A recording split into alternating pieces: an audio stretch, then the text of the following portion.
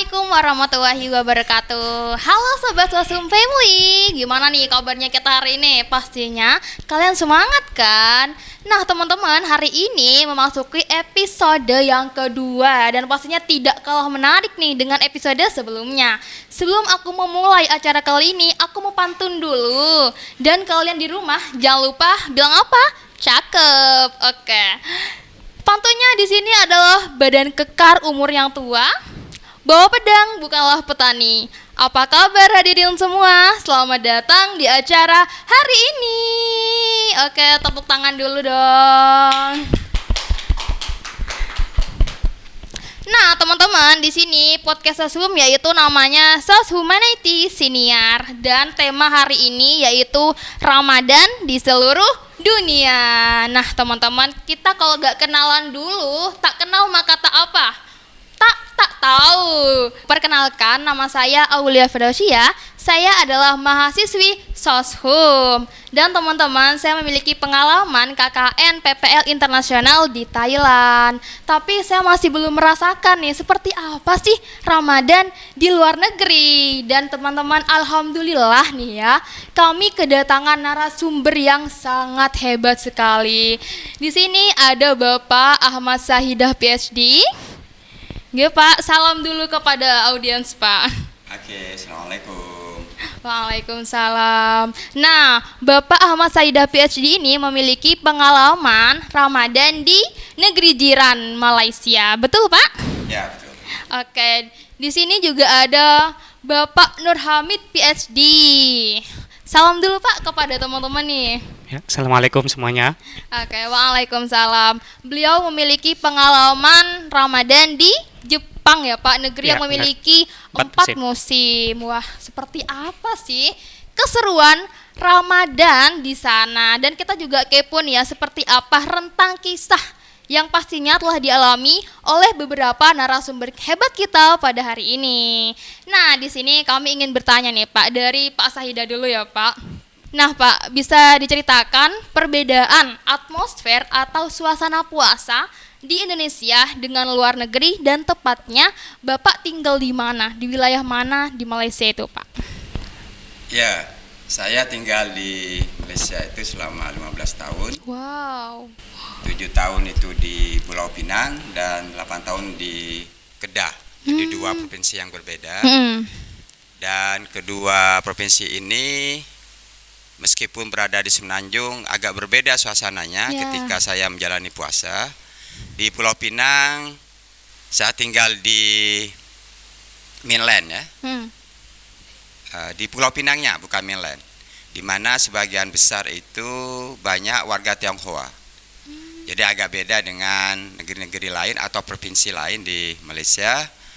Dan sama sebenarnya suasananya seperti di Indonesia. Jadi kalau bulan puasa itu masjid-masjid telah menyiapkan banyak hal untuk menyambut Ramadan. Iya. Kemudian di Malaysia melaksanakan Ramadan itu sama karena negara yang memutuskan kapan. Jadi tidak ada perbedaan versi kapan memulainya. Kalau di Kedah jauh lebih kental Ramadannya karena mayoritas Muslim. Dan di sana juga banyak pondok. Jadi suasananya tidak jauh berbeda dengan kita menjalaninya di sini.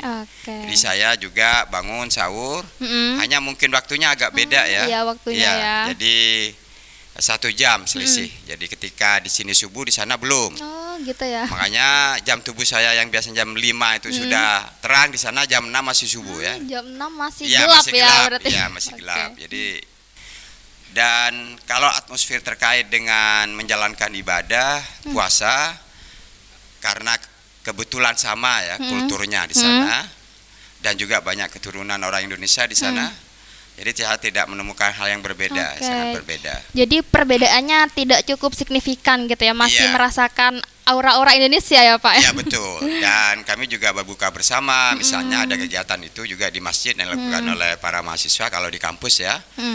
Kalau di kampung memang ada juga buka bersama dan justru di sana karena hanya 2 negeri, ya, 2 provinsi, maaf. 2 ya. provinsi. Jadi provinsi disebut negeri di Malaysia. Iya. Terengganu dan Kelantan yang ada zikir ya, menggunakan speaker. Di provinsi lain karena sudah bercampur itu tidak. kalau dianggap syiarnya kurang mungkin tidak dilihat dari speakernya ya, Oh, tapi iya, Pak. dilihat seberapa banyak orang yang taraweh Oke, ya. betul. Kemudian suasana menjelang berbuka, bazar Ramadan itu sangat hidup. Iya. Nah, mungkin itu yang saya merasakan betul ketika berpuasa di Malaysia. Oke, dapat saya simpulkan bahwa di Malaysia ini mayoritasnya juga sama Islam dan Muslim juga ya Pak Betul pastinya. ya, Oke. betul ya. Nah, kalau dari Bapak nih Bapak Nur Hamid ya. Kalau di Jepang nih Pak, kan mayoritasnya bukan Muslim ya. Apakah ada perbedaan atau bagaimana Pak? Kalau di Jepang ya, saya di Jepang itu tinggalnya di Kanazawa. Kanazawa. Kalau kampusnya sih Kanazawa University. Itu letaknya di Prefektur Ishikawa gitu. Jadi kalau di sana sendiri di satu kota Kanazawa itu masjidnya itu ada satu. Jadi satu kota itu masjidnya satu gitu. Kerasa banget tentunya Iya. ketika ketika Ramadan. Iya, betul. Sangat banyak lah perbedaannya itu. Iya, betul ya, Yang Pak. pertama yang jelas kita susah cari takjil gitulah. Oke, ya, Jadi kalau itu, kita itu pas ini buka nih. puasa keluar udah banyak tempat itu kan, tempat cari buka gitu. Tapi kalau di sana nggak ada gitu. Atau istilahnya bukan takjil ya, tapi warung-warung semuanya di sana itu kan buka gitu. Jadi kita waktu keluar ya melihat orang makan itu ya biasa saja gitu. ya, betul. Tapi justru dengan itu jadinya puasa kita itu nggak kerasa gitu. Karena ya kita mandangnya ya udah biasa aja Biasa gitu. aja gitu. Nah, asal kita nggak lupa kalau kita puasa, takutnya kita ikutan makan gitu. Iya, betul sekali. Terus ya selama di Jepang sendiri kan saya sebenarnya nggak selama Pak Saida ya. Pak Saida Iya, 15 tahun, kalau 15 saya tahun. cuma 4 tahun gitu. Jadi 4 tahun itu tahun pertama itu saya masih bersama teman-teman karena tinggalnya di asrama ya. Jadi saya tinggal di satu kamar itu berdua. Kemudian waktu tahun keduanya itu kan saya lulus S2 ya. Iya. Kemudian S3-nya saya balik lagi. Tahun pertama itu masih sendiri lah belum menikah. Terus tahun kedua itu menikah tapi masih LDR sama sama Waduh. istri kan. Baru Iya. tahun ketiga saya sama sekeluarga itu. Cuma ya memang kerasa bedanya itu apalagi di waktu ya. Kalau di Malaysia mungkin relatif sama kalau waktunya. Tapi kalau Jepang itu ya tergantung musim gitu. Kalau pas musim panas berarti ya waktu puasanya lebih lama. Kalau musim dingin waktunya lebih sedikit. Tapi cepat Oke. lapar. Ya jadi ya sama aja gitu. Gitu ya Pak. Nah, kalau umumnya untuk mencari makanan yang halal, apa sulit apa bagaimana Pak? Kalau terkait halal bagi saya ya gampang kan semuanya halal kecuali yang haram. Kita prinsipnya kan gitu gitu ya. kan. Kalau nggak ada tulisannya haram berarti halal betul kan gitu ya. Jadi ya seperti itulah. Iya. Tapi banyak kok, maksudnya kalau misalkan menu yang sifatnya itu dari tumbuhan tentunya kita klaim itu halal lah. Tapi kalau misalkan kita pengen daging ya beberapa ada daging yang sifatnya yang berlabel halal gitu. Gitu sih. Oke Pak, untuk pertanyaan selanjutnya nih ke Pak Saida juga. Nah, untuk toleransi di negara Malaysia nih Pak, bagaimana Pak? Kan kebetulan jenengan ini dari Indonesia, apakah ada perbedaan atau disamaratakan seperti itu Pak? Secara umum banyak warga Indonesia di Malaysia dan kami dekat dengan orang lokal karena ikatan emosional ya. Jadi dengan sesama Muslim tentu di situ ikatannya, tetapi dengan bukan Muslim mereka juga menghormati kita. Dulu saya tinggal di Pulau Pinang di lantai 13, yang di depan saya tuh adalah keluarga Tionghoa. Mereka menghormati kami, Alhamdulillah. jadi tahu kami berpuasa, jadi tidak ada masalah sebenarnya. Dan yang menariknya adalah bahwa sebagian besar di tempat kami tinggal tuh kebanyakan Tionghoa memang. Dan di situ ada surau, ya musola. Musola ya, musola. Jadi kalau bulan puasa itu hanya azan saja, jadi tidak ada mengaji atau tidak harus di speaker. Mungkin bagi saya yang sejak kecil melakukan itu ada yang hilang. Ya. Tapi setelah dewasa puasa itu kan bukan di situ sebenarnya, kemampuan menahan diri. Menahan diri dari Nah segala disitulah sesuatu. kami juga diajar bahwa sebagai Muslim kami juga menunjukkan hormat kepada mereka. Ya. Kalau mereka menghormati kami puasa, kami juga menghormati perayaan mereka. Jadi pengalaman itu di bulan Ramadan yang sangat terasa bagi saya. Oke, nah kalau menurut Bapak nih, kalau di Jepang nih, kan minoritas lah ya istilahnya. Bagaimana toleransinya gitu Pak? Lebih ke itu sih menurut saya. Jadi kayak orang Jepang itu ya cuek aja gitu. Karena kalau ini misalkan waktu Ramadan tiba itu biasanya saya bukan diskusi ya, saya laporan ke profesor saya bahwa di bulan ini kami menjalankan puasa. Terus profesor saya pasti tanya, kalau puasa itu kayak gimana sih? Ya saya jelaskan, paling enggak kita nggak makan sampai segini. Karena profesor saya itu ya nggak terlalu asing dengan istilah itu, jadinya oh ya silakan gitu. Termasuk juga ketika hari raya ya saya juga laporan gitu. Tanggal segini kita hari raya gitu. Nah sebenarnya yang menarik itu orang Jepang pada umumnya itu kaget waktu kita puasa gitu. Jadi ada satu orang Jepang di Kanazawa namanya Pak Matsui. Itu salah satu tantangan untuk menjelaskan puasa di sana itu beliau sering kali ditanyain kan sama orang Jepang, kamu puasa gitu. Iya, kok masih hidup? Jadi seolah-olah itu puasa sepanjang itu terus nggak makan sama kali terus mati itu. Jadi banyak orang Jepang yang menanyakan itu ke beliau gitu. Ya, coba pada prinsipnya di Jepang itu enak loh pas puasa kita enak dari segi lingkungan loh. Kita nggak perlu apa istilahnya ya, nggak perlu bingung lingkungan sekitar lah. Lingkungan makan ya biar kok mereka bukan muslim kan gitu. Kalau di sini kan lihat warung buka kemudian kita jadi suudon kan. Kalau di sana bodo amat gitu kan seperti itu. Oke. Jadi istilahnya harus memperkuat iman sendiri gitu ya Pak ya. Oke, untuk di Malaysia nih Pak, di negeri jiran tersendiri berapa jam kalau puasanya? Kalau di Indonesia kan sekitar 13 jam ya Pak ya. Kalau di Malaysia berapa jam Pak? Hampir sama, hanya waktunya saja. Jadi kami kalau subuh itu kan jam 6. Kemudian maghribnya itu jam 7. Hampir sama ya, 13 jaman ya.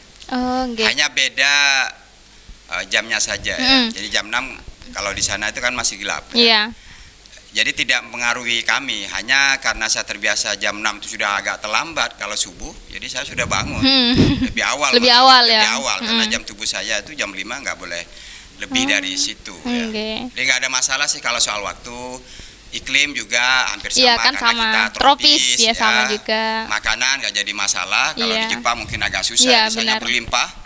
Dan kami juga menemukan banyak makanan Indonesia juga di situ, kayak bakso, kemudian pecel lele. Jadi tidak ada yang hilang lah. Iya, betul. Kalaupun ada yang agak beda, misalnya makanan lokal ya roti canai, biryani dan yang lain, ya kami nikmati juga. Dan makanan Thailand banyak loh. Iya, makanan dan kami Thailand juga suka banyak. Tom yum itu, karena itu menyegarkan ya. Saya juga senang banget tom yum nih. Jadi relatif tidak ada tantangan ya. Kalau untuk lidah di Malaysia tuh rasanya apa ya Pak? Kalau di Thailand kan agak asam gitu ya. Kalau di Malaysia apa Pak? Sama, karena saya penyuka tom yum juga, jadi agak asam. Tapi kalau makanan Malaysia itu kan gurih ya. Gurih. Ya gurih. Lebih kerasa. Ya, dan ya hampir sama lah makanannya. Ya, kalau orang Melayu dengan kami itu sama. Kecuali India Muslim kan kuat karinya ya. Kental sekali ya. Kental bumbunya. Tapi kami juga menikmatinya karena ya yang dihidangkan itu ya yang dinikmati. Iya betul. Ya.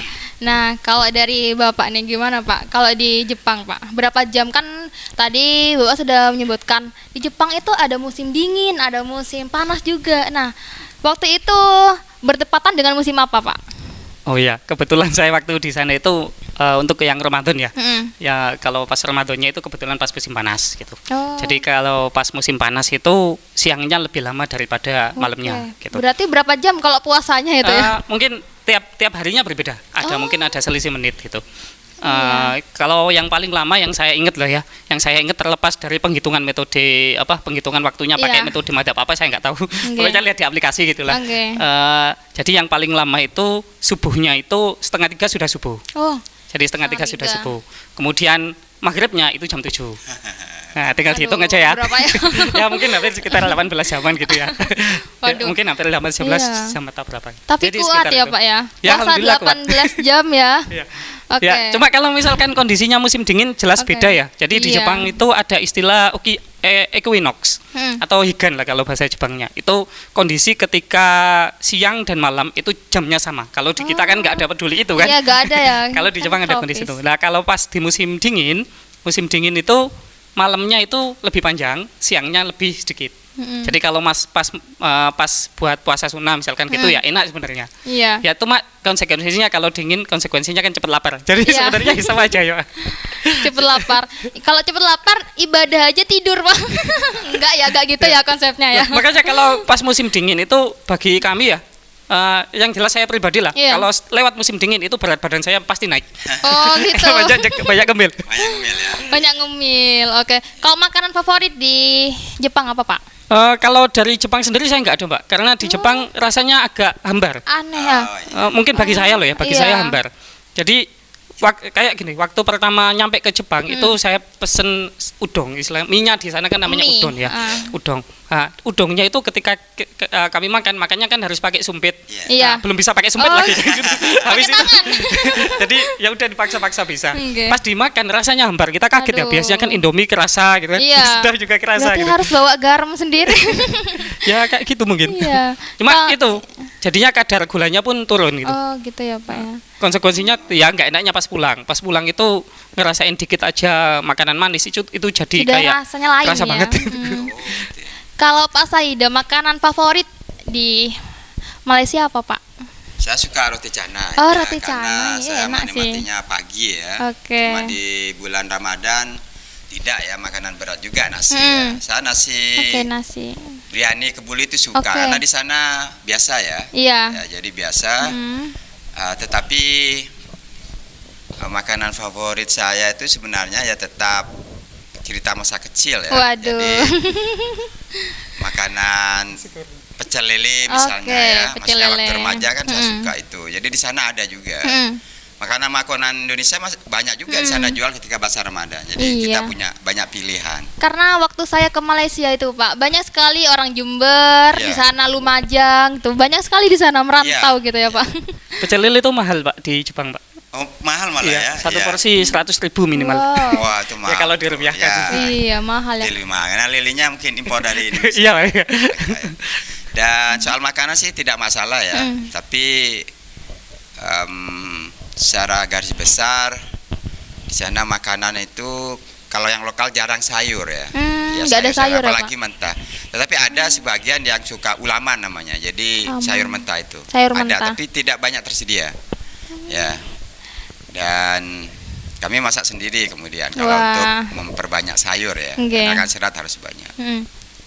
Jadi makanan yang populer di Malaysia ya untuk bagi orang lokal kan India Muslim ya, mama yang lebih ke kuah dengan kari ya dan daging, di sayuran hampir sedikit ya.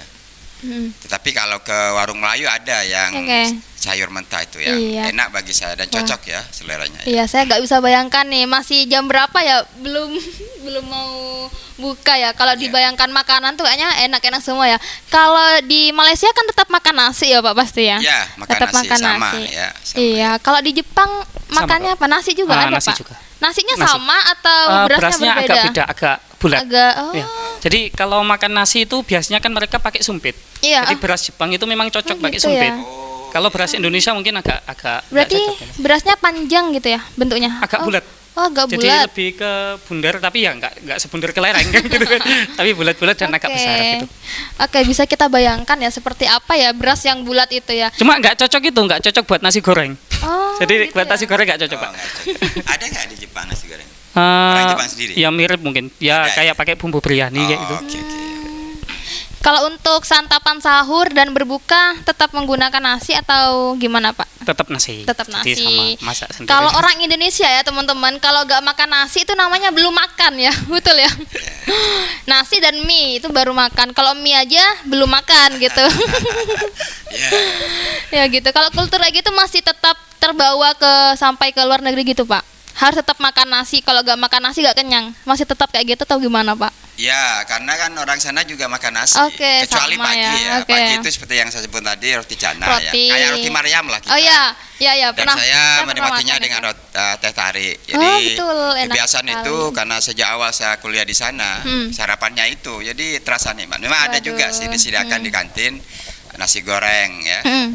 Jadi kami tidak bermasalah soal makanan Oke. di sana ya. Cocok-cocok aja Iya, ya. karena ya selera kami sama. Sama, hampir Kecuali sama. memang ada yang Tionghoa, India itu agak beda Iya. ya seleranya. Tapi kami suka juga masakan Cina sebenarnya. Karena makcik saya itu seorang imigran dari Indonesia ya dulu kawin dengan orang lokal dan orang lokalnya itu Cina. Oke, ya, Cina. Tionghoa mualaf. Oke, Jadi gitu. kami itu terbiasa juga diajar untuk menikmati makanan Cina yang itu kurang gorengan. Jadi itu bagus sebenarnya, biar kami terbiasa.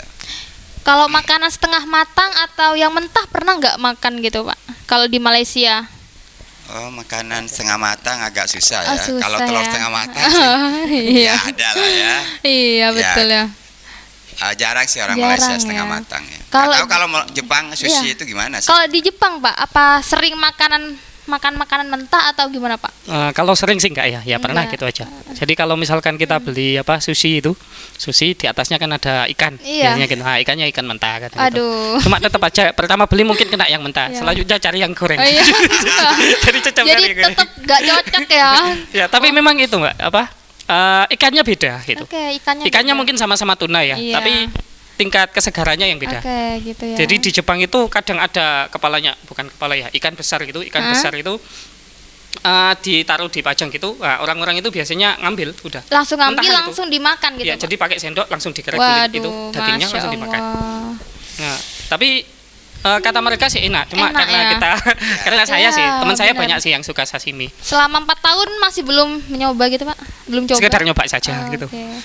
Nggak suka ya mungkin ya? Kurang ya? Kurang cocok di lidah Kurang ya, Pak? cocok. Oke. Jelas itu. Kan orang Jepang juga itu kalau kita beli ikan gitu, Pak. Kalau kita beli ikan itu kepalanya gitu pasti dibuang sama orang Oke. Jepang. Kalau kita nggak bilang. Jadi Oh, gitu. dibuang ya? Saya sekali itu pernah beli ikan di Jepang, jadinya cerita ikan. Iya gampang. Sekali bilang beli ikan kan. Nah, orang Jepang kalau misalkan beli ikan mesti tanya dalamnya mau dibersihkan enggak gitu. Oh. Nah, tentunya minta dibersihkan Iya, kan. Setelah pasti. dibersihkan, ketika kita ngomong dibersihkan, kepalanya dibuang sekalian. Akhirnya waktu datang ke saya nggak ada kepalanya kan. Saya tanya kepalanya mana. Kepalanya dibuang ya? Nah, akhirnya dicari sama mereka ke tempat-tempat yang udah pembuangan. Ya Itu sama Allah. di Malaysia kalau kami beli ayam ya. Ya beli ayam. Cekernya dengan kepalanya itu nggak Nggak dimakan. diberikan, Oh. nggak diberikan ke kami. Padahal, Iya, padahal itu bagi kami favorit ceker ya. dengan kepala itu bagian dari makanan yang bisa dinikmati Ya ya. betul. Jadi mungkin soal selera ya, Ya. itu kebiasaan saja ya. Iya. Nah, untuk kesan nih Pak, kalau Ya. Pak Sahida sendiri kesan yang dirasakan kalau Ramadan di sana tuh apa? Kesan yang paling mendalam adalah karena kami hidup dengan komunitas Melayu ya. Hmm. Dan berinteraksinya juga dengan banyak orang Melayu. Jadi Ramadannya sama. Mm-mm. Kami taraweh di masjid atau di masjid Oke. kampus, kemudian puasanya sama juga, sering berbuka bersama. Jadi tidak ada yang berbeda dengan di Perbedaannya, Indonesia. iya. Hanya karena dua anak saya lahir di sana, Wah, ya maka Malaysia. beda rasanya. Jadi Malaysia bagian dari hidup saya juga. Waduh, betul Makanya sekali. alam di sana itu ya bagian dari Iya. alam pikiran dan perasaan Iya. saya juga ya. Karena 15 tahun itu waktu yang tidak sebentar itu. Ya, Pak. betul, betul ya, sekali. betul. Lama Ya, betul. ya. Lama 15 sekali, tahun. ya, ya. Saya aja 3 bulan di Thailand tuh pengen balik lagi gitu ya. Seru ternyata Seru ya ya. kalau di luar negeri itu Iya. ya. Kalau di Thailand itu Pak, kalau di Thailand itu biasanya makanan itu banyak sekali sayur-sayur mentah dan itu satu piring tuh bener sayur mentah semua, 2 piring. Ketika makan ya itu rasanya memang asem. Kalau pertama kali nyobain tuh kayak aduh kok gini, tapi selanjutnya alhamdulillah sih cocok-cocok aja. Nah, untuk Bapak sendiri Pak gimana kesannya nih Pak? Kalau beda dengan Pak Seda, sangat beda ya Nggih. posisinya ya. Jadi bagi saya waktu puasa Ramadan di Jepang itu salah satu hal yang paling berkesan itu kayak apa ya? Saya pribadi itu semakin secara umum lah umat Muslim di sana itu semakin bisa menunjukkan produktivitasnya ketika Oke. Ramadan gitu. Jadi puasa yang dibilangnya kita lemes atau tidur alasannya itu ibadah itu Iya. semakin tidak nampak di sana. Artinya kita tetap beraktivitas, ibadah kita ya aktivitas itu tadi, bukan tidur yang jadi ibadah. Iya. Dan itu membuat orang Jepang itu agak kaget kan. Kita nggak apa namanya? Kita dalam keadaan puasa tapi semangatnya Masih tetap gitu. semangat Iya. ya, iya betul. Jadi memang warga Indonesia juga menunjukkan bahwa Islam itu sebenarnya tetap semangat walaupun nggak makan. Ya, betul. Tadi bilangnya kok masih hidup gitu ya. Tetap semangat ya Pak ya. Nah selanjutnya nih untuk Pak Saida sendiri kan tadi Pak Saida menyebutkan Malaysia itu bagian dari hidup saya. Ya. Kenangan menarik yang tak dapat dilupakan apa Pak ketika di Malaysia Pak? Ya, mungkin agak personal ya. Nggih. Jadi saya mengalami banyak perubahan paradigma ya. Pemikiran ya, Pak. Justru ya ketika ada di sana. Ketika ada di sana malah saya mempunyai kesempatan berjalan ke banyak provinsi di Indonesia, Oke. ke Makassar, ke Riau. Dan itu tidak dilakukan ketika saya di Jogja ya. Oke. Justru dari Malaysia. Jadi melihat Indonesia itu justru dari Malaysia secara keseluruhan. Yang kedua, saya banyak membaca karya-karya Pramudia Anantatur itu justru di Malaysia. Oke. Karena banyak sekali karya beliau. Kemudian tentu ya harus diakui karena fasilitas di perguruan tinggi kami itu banyak ya. Jadi saya juga bermain bola, menjadi wasit sepak bola, bermain dengan banyak orang di sana ya, karena kultur dan keadaannya agak berbeda di kampus kita ya. Di sana aura internasional jauh lebih terasa, sehingga justru saya mengenal Iran tuh di sana karena banyak teman Iran saya. Banyak teman dari luar Ya, negeri juga ya, Pak. Yaman juga. Wah. Yang bahkan yang menarik dari Yaman saya tanya bahwa kita di Indonesia banyak loh orang yang, oh iya nenek moyang saya juga ada di sana. Oke. Jadi saya kesan pertama ketika ada di Malaysia justru saya melihat utuh Indonesia dari sana. Oke. Ya. Wah, ternyata sudut pandang yang sangat luar biasa nih. Kalau dari Bapak sendiri gimana, Pak? Yang tidak bisa dilupakan, Pak, dari Jepang. Yang jelas ini ya, kalau versi bercandanya ya masuk TV. Oke, Jadi keren. karena jangan kan di Indonesia masuk TV ya. Kalau di sana sempat Keren kita ya. diliput waktu Ramadan gitu. Oke, Jadi Masya Allah. kita sebelum buka, meskipun kalau di sini jarang baca wirid itu, tapi pada saat itu kita diliput dan baca yang wirid itu asyhadu alla ilaha illallah astagfirullah nas'aluka Iya. ila akhir itu ya.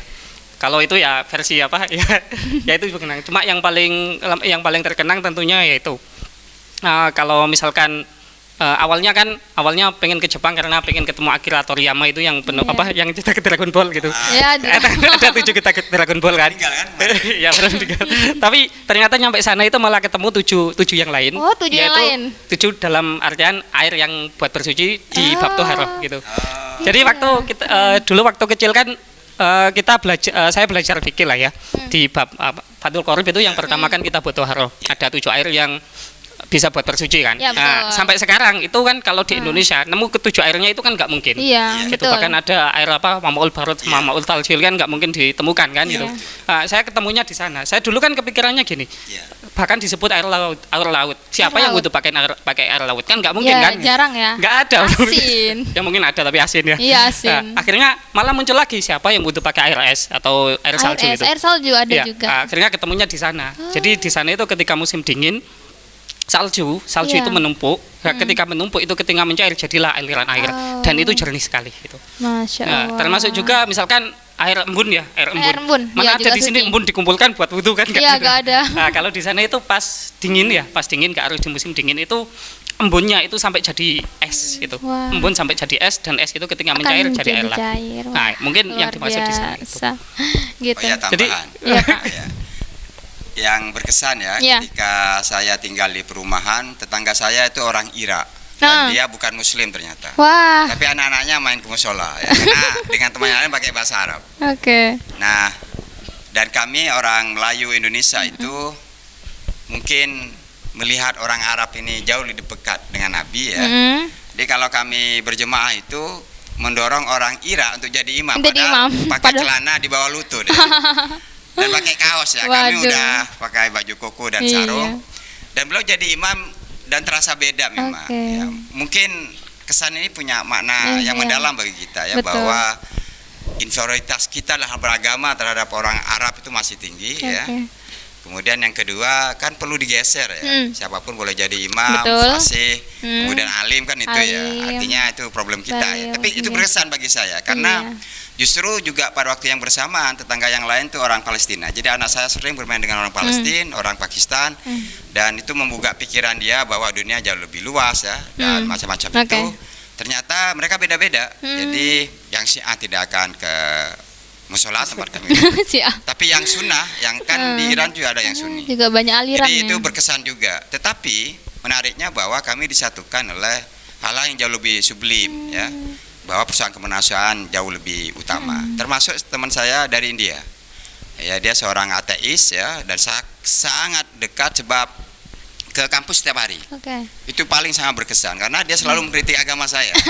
Ketika saya sholat subuh berjemaah, dia Dikritik olahraga ya? jalan, olahraga dengan sepeda ya. Oke. Karena saya bilang dengan beribadah saya sehat, dengan bersepeda saya sehat. Jadi interaksi simbolik ini yang sangat berkesan bagi saya karena kemajemukan yang jauh lebih dalam justru saya temukan dengan tetangga-tetangga yang berbeda itu. Termasuk ketika ada seorang saudari India, dia menyembah bulan ya. Padahal orangnya pintar tapi menyembah bulan.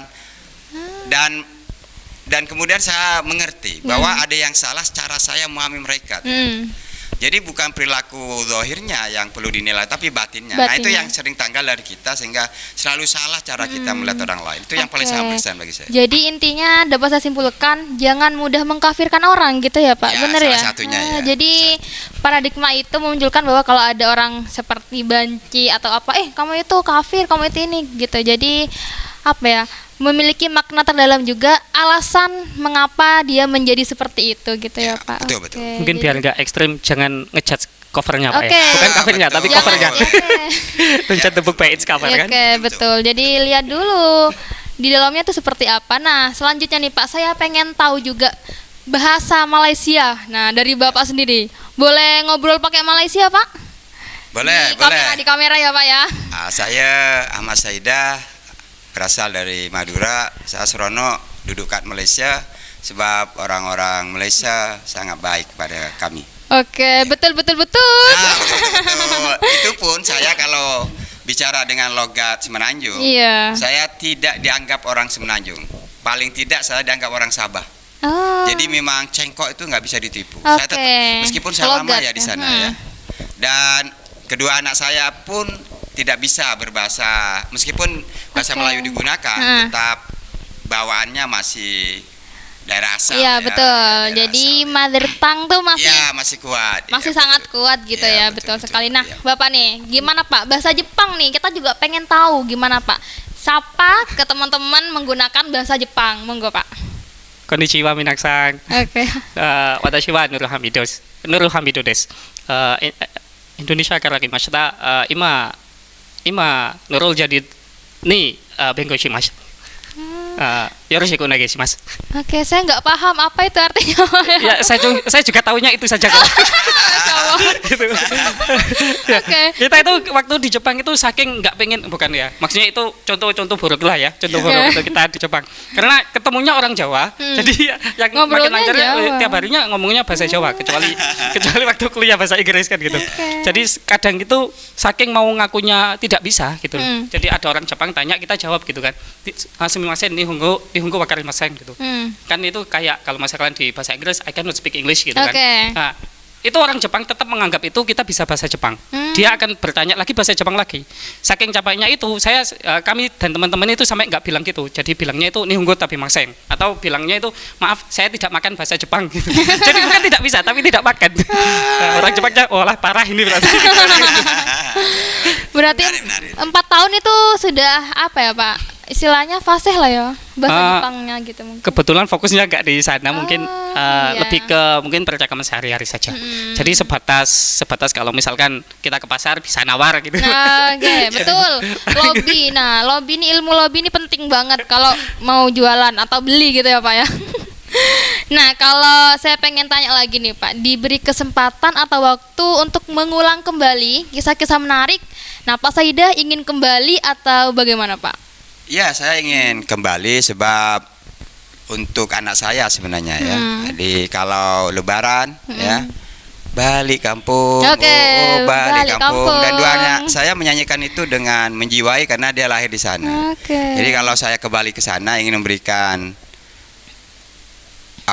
dunia mereka ya yang ditinggalkan sebab ari-ari dua anak saya pertama ditanam di Universitas Sains Malaysia, yang kedua di Universitas Utara Malaysia. Jadi kalau secara hakiki keduanya itu adalah orang Malaysia karena lahir di sana. Ya. Betul, dan mereka juga punya kakek nenek angkat yang baik. Jadi kalau saya ingin kembali ke sana, ingin merasakan bahwa dua anak kami besar di sana. Jadi bisa saya simpulkan keluarga Bapak ini separuh jiwanya lah istilahnya tuh ada di Malaysia. Iya, gitu iya ya, Pak? betul Oke. betul. Iya betul. Dan Oke. alhamdulillah berapa kali mengantar anak KKN Oh iya, oke, sana. betul. Jadi bagi saya itu adalah Seperti merasakan mengingatkan kembali oke, ya betul sekali, Pak. atmosfer bagaimana saya 16 tahun hidup di sana, tinggal di sana dan menjadi bagian dari tidak hanya warga Melayu sebenarnya. Iya. Kami punya kawan baik India, Tionghoa dan yang lain. Jadi bagi saya itu adalah pengalaman yang nggak bisa Iya. dilupakan. Jadi kita bisa flashback lagi. Oh, ini Malaysia pernah lahir di sini, kedua Iya. anak tercinta Bapak gitu ya. Dan justru saya tahu lebih banyak dunia karena waktu saya mengajar di UM, saya bertemu dengan Rina Kamura, ya, Wah, orang Jepang. orang Jadi dosen Jepang. tamu juga di sana. Jadi saya tahu betul ya, orang Jepang itu banyak duit, dia tidak beli mobil bagus. Iya, Pak. Yang dia habiskan duitnya itu untuk kuda, ya, kemudian melancong. Jadi yang mahal dalam hidup itu pengalaman, Oh, bukan benda. betul. Itu yang saya pelajari dari orang Betul. Jepang. Kemudian ada dari Irlandia, dari Amerika, banyak teman asing, Uganda termasuk, ya, Afrika ya. Dan saya merasakan betul melihat dunia juga Iya, sekaligus jauh lebih utuh di Malaysia. Wah. Jadi bagi saya kenangan itu, menurut saya itu sangat menyentuh. Oke, kalau Bapak Nur Hamid gimana, Pak? Mau kembali ke Jepang kalau ada kesempatan atau bagaimana, Pak? Oh ya jelas. Pasti ya, Pak ya. Enggak, tapi tidak untuk jangka yang lama gitu. Oh, oke. Jadi Jepang bagi saya ya, Iya. Jepang itu bagus tapi tapi tidak untuk ditinggali bagi saya gitu. Bahkan teman saya yang sudah hampir 20 tahun di Jepang juga tetap masih pengen pulang ke Indonesia gitu. Oh, Yaitu gitu ya. karena di sana itu kalau sehari-harinya itu tentram, Pak. Tentram banget, terus kita kemana-mana kan bisa sepedaan gitu. Jadi kalau misalkan Iya. dari perumahan ke sini paling bisa sepedaan kalau di sana itu ya. Tapi kalau di sini seolah-olah itu malah transportasi susah. Naik bis kemana harus bisa gitu. Berarti istilahnya ini ya, Pak, sepi, tentram gitu ya, ramah lingkungan lah ya gitu ya. Iya. Kalau ada yang trek-trekan lah istilahnya. Kalau Oh. bahasa sini trek-trekan ada nggak? Kalau di Jepang gitu? Kalau di lingkungan saya ya di Kanazawa, bahkan saya mendengar klakson itu hampir tidak pernah.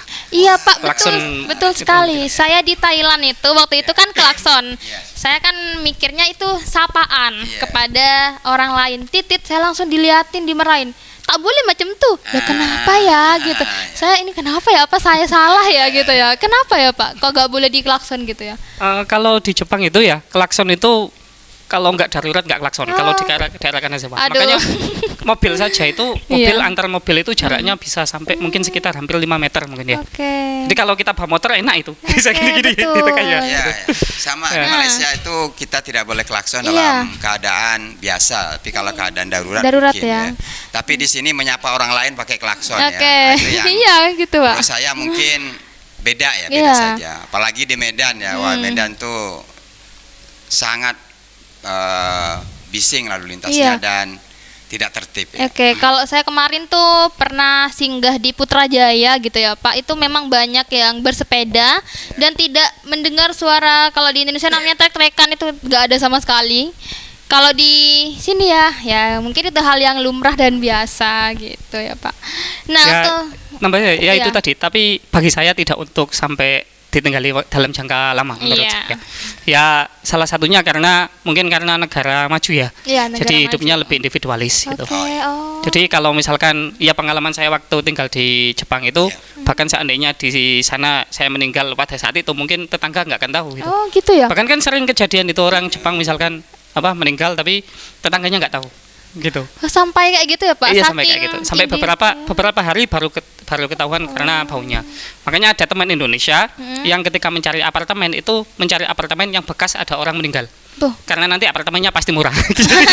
Jadi lebih ke sana sih. Murah tapi berhantu. Ya kan tinggal kita tahlilan di sana. Oh, ya. Kan hafal Yasin. Nggak apa-apa ya. Oh gitu ya. Oke, untuk ini Pak, ada pertanyaan tentang makanan. Nah, kalau umumnya takjil sendiri Pak, kalau umumnya di Malaysia. Oh ada Oke, ya. takjil Kami apa? sering mendapat bubur lambu namanya. Oh, bubur Jadi lambu. itu bubur yang ada ayamnya di dalam, terus ada santannya, hampir sama lah dengan kita. Oke. Dan Sumatera banyak. Ada banyak takjil yang kita tidak familiar Oke. karena itu ternyata memang dunia Jawa tidak mengenal bubur lambuk, maaf. Tetapi di Sumatera itu dikenal. Nah, kesalahan kita melihat Malaysia itu dari Jawa. Tapi kalau kita lihat dari Sumatera, dari Banjar, kita akan sangat dekat. Karena banyak di titik tertentu, misalnya di Perak itu banyak orang Banjarnya, otomatis makanan dan kulturnya juga sama dengan Banjar. Misalnya di Negeri Sembilan itu orang Sumatera Barat banyak Padang di sana. Jadi itulah kemudian kita ingin melihat Malaysia itu dari banyak mata, jangan hanya dari Jawa sehingga dari asing. Saya aja hingga sekarang dipanggil Pak Cik di sini ya. Pak Cik. Ya, padahal di Sumatera biasa Pak Cik. Artinya bahwa ada anggapan Malaysia itu beda dengan kita, padahal itu bagian dari kita sebenarnya. Betul. Jadi dari Malaysia sendiri Pak Saida ini bisa melihat sesuatu dari berbagai sudut pandang gitu ya Pak. Jadi bukan hanya satu sudut pandang saja gitu. Iya, betul. Karena justru saya mengenal banyak orang Aceh ya di Malaysia. Kawan baik saya orang Aceh itu di Malaysia. Kemudian orang Padang dan banyak negeri lain. Provinsi Indonesia itu di Malaysia justru ya. Karena mungkin di sana karena kita sama orang Indonesia juga diikat oleh kegiatan yang sama, misalnya konsulat mengadakan kegiatan, jadi otomatis kami sangat intens ya dengan orang yang berasal dari provinsi yang berbeda. Makanya saya lihat dan saya amati bahwa sebenarnya ini mungkin pesan juga pesan. Ketika saya membawakan diri sebagai orang yang pernah berpuasa di sana, bahwa melihat Malaysia itu harus dari banyak sudut pandang. Kalau tidak kita akan melihat sepotong dan tidak utuh. Kalau dari Bapak sendiri, takjil ada nggak Pak di Jepang? Sushi mungkin ya takjilnya ya. Kalau pas ada keluarga takjil dengan yang manis cukup lihat istri. Wah, ini nih. Aduh. Kasih yang jelas kalau takjil ya nggak mungkin ada seperti kayak di Indonesia ya. Cuma kalau waktu masih belum bawa keluarga di sana itu biasanya kalau orang Indonesia itu ngumpul. Waktu mau buka itu ngumpul, terus kumpul jadi di Kanazawa itu ada satu ruangan yang dikhususkan untuk tempat sholat gitu. Ruangannya salah satu profesor di sana itu dibuat sholat. Jadi kita ngumpul di sana dan disitulah kami merasakan masakan Indonesia ya di sana itu. Jadi banyak yang ibu-ibu yang masak. Tentunya masaknya nggak di kampus ya, jadi masak di rumah dibawa ke sana terus makan bersama, paling gitu. Tadi kan kita udah berbicara tentang takjil. Kalau tarawih Pak, kalau di Malaysia sendiri gimana suasana tarawihnya Pak? Sama ya di awal-awal ya. Makin akhir makin maju, maksudnya ke depan ya. Dan menariknya di kampus saya itu di hari kerja itu 8, kalau hari libur 23. Ya sebenarnya sih mereka ikut yang 23 ya. Kecuali ada satu provinsi di Malaysia yang sama dengan Muhammadiyah, itu namanya Perlis. Ya kan saya bertarawih itu di banyak masjid ya, hanya di Perlis yang sama dengan cara pandang Muhammadiyah ya terkait dengan tarawih ya, termasuk di dalamnya. Jadi itu menariknya di kampus karena hari kerja jadi 8 kan menarik, jadi praktis ya. Cepat ya Pak ya berarti ya tarawihnya. Kalau cepatnya enggak ada. Tarawih di Malaysia kayak di Blitar yang 7 menit itu ya, di sana itu ya 1 jaman lebih lah ya tarawih. Jadi biasalah ya. Biasa tarawihnya sama lah dengan kita yang normal ya. Sama. Iya, takutnya bacanya bismillahirrahmanirrahim enggak gitu ya. Saya tidak pernah menemukan tarawih di sana yang cepat, apalagi sangat cepat seperti di Blitar itu ya. Allahu Akbar langsung gitu. Enggak ada. Kalau dari Jepang sendiri Pak, gimana? Sama ya, kalau tarawih kita di masjid biasanya. Dan ada itu juga ya. Imamnya biasanya dicarikan yang yang hamalatul Quran. Jadi yang hamil Quran, yang hafal 30 juz ya. Jadi satu kali tarawih itu baca 30 juz. Cuma rakaatnya bukan 30 juz, baca 1 juz. 1 juz. Nanti 1 bulan khatam ya. Gitu. Tapi pakai yang 8 rakaat kita dulu gitu Pak. Cuma yang sebenarnya yang bikin berat itu bukan di tarawihnya ya, tapi di waktunya pada saat itu karena musim panas. Jadi kita buka itu kan setengah 8. Iya jam 8 lah. Malam. Ya, kita buka. Kemudian tarawih itu paling jam 9 kan. 9 selesai tarawih jam 10 lebih. Setelah itu nanti jam 2 kita batas, kita sahur jam 2. Oh, betul. Ya, Wow. ya kan lumayan. Jadi cuma 4 jam waktu kita waktunya istirahat. singkat ya, Pak ya. Ya sayangnya kita gagal memanfaatkan mungkin Pak. Jadi kalau misalkan malamnya lebih pendek itu kan harusnya peluang mendapat Lailatul Qadar lebih besar. Waduh, betul. Harusnya gitu. Tapi kita tidur juga sih.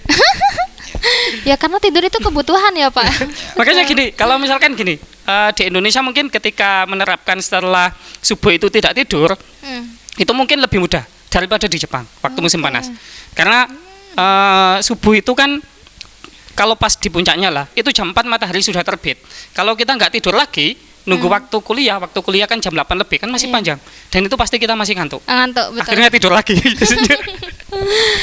Oke, nah dari tadi kita udah ngobrol-ngobrol nih Pak. Saya tuh merasakan seakan-akan dibawa ke negeri Jepang dan juga ke negeri jiran gitu.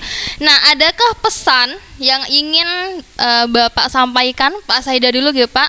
Kalau seandainya nih yang nonton ada yang dari Malaysia Pak, ada pesan maaf yang ingin disampaikan untuk di Malaysia Pak? Ya, saya tadi sebelum siniar ini saya ngobrol dengan Ustadz Anas dari Malaysia ya. Okay. Beliau adalah dosen di Universitas Zainul Abidin Terengganu. Ya, mudah-mudahan dengan siniar ini hubungan batin di antara dua warga negara ini makin erat, bagus. Karena bagaimanapun juga banyak saudara kita yang bekerja di sana. Okay, ya. Dan mudah-mudahan siniar ini juga nanti kalau sudah diunggah ke kanal YouTube saya akan berikan kepada teman-teman di Malaysia sehingga mereka tahu bahwa orang Indonesia melihat dengan cara yang berbeda ya tentang orang Malaysia, tetapi itu tidak akan menghapuskan ikatan batin yang sama dengan orang Malaysia. Ya. Oke. Nah, untuk Bapak Nur Hamid nih, seandainya nih Pak, nanti orang Jepang juga nonton, ada yang ingin disampaikan nggak Pak pesannya? Ya. Serius. Jadi kalau saya pribadi ketika menyampaikan ke teman-teman yang masih tinggal di Jepang itu saya menyampaikan bahwa waktu teman-teman merasakan Ramadan di Jepang itulah saat-saat teman-teman bisa merasakan betapa nikmatnya Ramadan di Indonesia. Itu. Kalau di sana Ramadan kayak kita sendiri dan nggak ketemu orang lain gitulah. Kalau di sini hampir tiap malam ada tadarus gitu. Betul. Nah, kalau di sana nggak ada. Bahkan masjid di Jepang itu kalau misalkan seandainya sampai speakernya kedengaran di luar, dimatikan gitu Pak. Itu langsung penduduknya protes orang Jepang. Bahkan kalau di Masjid Kanazawa sendiri ceritanya kan penjual itu salah kan beli tanahnya itu dijual oleh yang menjual untuk masjid gitu ya. Kan orang Jepang yang punya tanah itu tadi dijual dan orang Jepang tahu itu tadi bakal digunakan untuk masjid gitu. Nah, dia itu menjual itu karena dia benci tetangganya. Sengaja biar tetangganya ganggu. Makanya iya jadi sampai kayak gitu. Ya. Jadi ya itu teman-teman di Jepang pasti itu saat-saat teman-teman akan merindukan. Jadi ketika pulang biar semakin cinta dengan tanah air lah. Oke, jadi cinta tanah air pasti akan selalu berada di dalam diri kita. Enggak diprotes sama Pak Saida, cinta tanah air. Enggak ya Pak ya, cinta tanah air tetap. Masalahnya tanah dan airnya siapa yang mau dicintai? Waduh. Saya cuma memiliki sedikit tanah dan air. Nanti judul podcastnya ganti nanti. Ini pertanyaan terakhir nih Pak. Nah, pesan untuk mahasiswa, agar semangat dan bisa mendapatkan pengalaman juga di luar negeri nih Pak, dari Bapak Nur Saida sendiri. Kalau untuk mahasiswa sosum kami sangat mengalu-alukan, itu bahasa Malaysia yang mengharapkan agar bisa merencanakan untuk KKN ke sana. Jadi programnya itu sejak semester awal sudah ditentukan karena biayanya tidak banyak sebenarnya. Iya, betul. Tetapi dari biaya yang tidak banyak itu pengalamannya itu sangat mahal. Pengalaman sangat mahal karena setelah saya mengantar beberapa mahasiswa KKN di Anahdo misalnya, itu tidak hanya sekadar memenuhi IKU misalnya, tapi itu adalah dakwah. Kemudian mengikat hubungan spiritual batin dengan warga jiran dan bahkan dengan tetangga kita yang dekat ya. Kemudian saya akan membantu kalau memang itu akan dilakukan agar ke depan akan semakin banyak ya KKN-nya itu di sana. Mandiri karena itu bisa dilakukan sejak awal. Jadi mahasiswa itu bisa menyimpan karena tidak mahal kalau mereka melakukannya sejak awal. Tetapi saya bilang ke Pak Nur Hamid, mungkin ke depan juga ke Jepang kayaknya. Wah. Ya. Saya Mungkin sudah Pak mau Hamid yang lulus akan ini. Mungkin judulnya magang kalau ke Oh, Jepang. Nggak? magang ya, Pak ya. Kalau KKN kan Apapun. kita ngabdi, masa kita ngabdi ke Jepang? Oh iya, bisa silakan. Kalau dia lihat kayaknya saya pengen melanjutkan di Unuja. Loh, tapi kan sudah mau lulus, Pak. Sudah semester akhir nih. Nggak bisa nambah semester lagi. Oke, kalau dari Bapak sendiri gimana, Pak? Pesan untuk mahasiswa nih, Pak. Kalau buat mahasiswa ya, mahasiswa Iya. Unuja khususnya, ya satu saja sih kalau saya sih belajar. Gitu aja. Oke, belajar. Belajar, udah. Teman-teman. Ya. Oke, belajar itu segalanya ya, Pak. Karena dari pendidikan kita bisa merubah nasib seseorang ya. Percaya sekali itu, Pak. Lebih jauh lagi, sebenarnya kalau gini, kalau prinsipnya itu yang saya pegang, yang kami dapat dari guru-guru kami itu bahwa kita tidak akan ditempatkan di suatu tempat kecuali kita menguasai tempat itulah pada prinsipnya itu. Kalau kita belajar, kita menguasai ilmu itu, saya yakin kita akan ditempatkan di sana. Gitu. Oke, amin ya. Dan semoga teman-teman dari mahasiswa Soshum pastinya bisa merasakan ya seperti apa keseruan Ramadan di luar negeri juga, dan bisa merasakan juga seperti apa KKN internasional di Malaysia pastinya ya. Amin ya, teman-teman. Oke. Teman-teman, alhamdulillah kita sudah berbincang panjang lebar dengan narasumber hebat kita pada hari ini. Terima kasih, Pak, sudah meluangkan waktunya ya, Pak, untuk kita ya, untuk sharing-sharing dan untuk bisa berbagi kisah yang sangat mahal sekali pengalaman ini didapatkan gitu ya, Pak. Sebelum saya menutup acara hari ini, saya mau pantun dulu ya, Pak. Oke. Jangan lupa teman-teman, bilang cakep. Burung dara, burung cendrawasih, cari dulu di Papua. Cukup sekian dan terima kasih. Semoga bermanfaat untuk semua. Oke teman-teman, saya Aulia Fresia, pamit undur diri. Sampai jumpa di sesi selanjutnya. Wassalamualaikum warahmatullahi wabarakatuh. Waalaikumsalam warahmatullahi wabarakatuh.